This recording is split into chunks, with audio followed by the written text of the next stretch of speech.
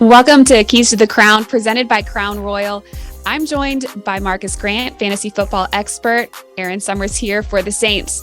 It has been another wild week in the NFL. There's been some good and some bad. At this point, who are some of the standouts that you definitely want to keep an eye on for the next coming weeks? I don't know, somebody like TJ Hawkinson, and he went off for 40 points.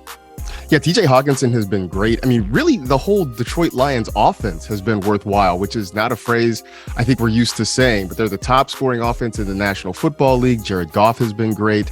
You mentioned TJ Hawkinson, Amon-Ra St. Brown. I know he was hurt, but has been playing well. And then last week we saw Jamal Williams really take off with DeAndre Swift injured and out of action. And it was pretty much the Williams show. So he's been outstanding. I'd also look to the Philadelphia Eagles as well. I mean, that whole offense is clicking very well. Jalen Hurts playing well. Miles Sanders, who jokingly said before the season, hey, fantasy managers don't draft me. And it turns out he's having a great year. So if you didn't listen to his advice, you're feeling pretty good about yourself right now. Definitely. There's been some injuries, as always, each week. We have to kind of figure those out. Some long-term, some short-term.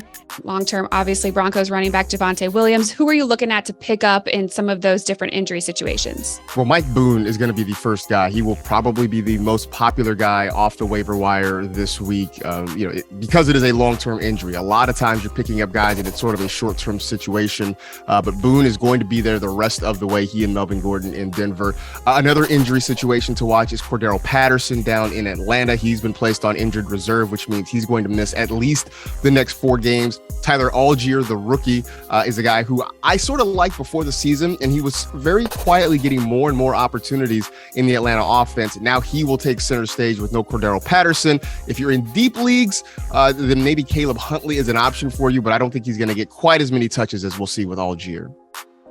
The Saints coming up this weekend have the Seattle Seahawks. Everybody on that team seems like they just went off, albeit they were playing the Lions. And I think everyone's streaming anyone against the Lions at this point in the season.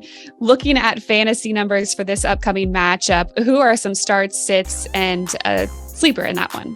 Well, I do think for the Saints, you can start a lot of their guys because the Seahawks are scoring a lot of points the last couple of weeks, but they're also still giving up yards and points. So we'll see, if Jameis Winston is healthy and ready to go, but Chris Olave has been great pretty much all season long. Hopefully we'll see what's up with Alvin Kamara too, because whoever's playing in the backfield may get some opportunities.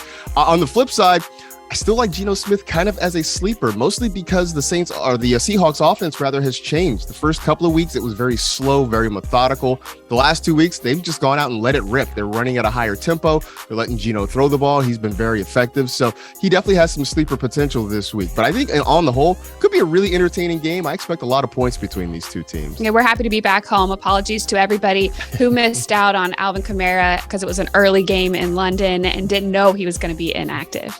Thank you so much, Marcas, for joining me on Keys to the Crown, presented by Crown Royal.